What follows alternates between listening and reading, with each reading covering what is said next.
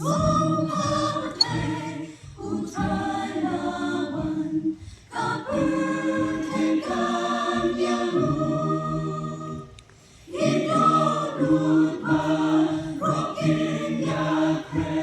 บรรบุรงสิงยาอูบรรบุรงสิงยาอูบรรบุ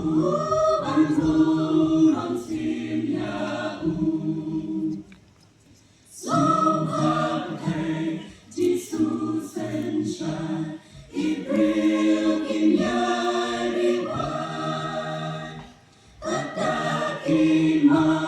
กินลมกินทอดกินสาวปัสสุภากินสาวปัสสุภากินสาวปัสสุภาผู้เส้นชนะกาจีไอเอ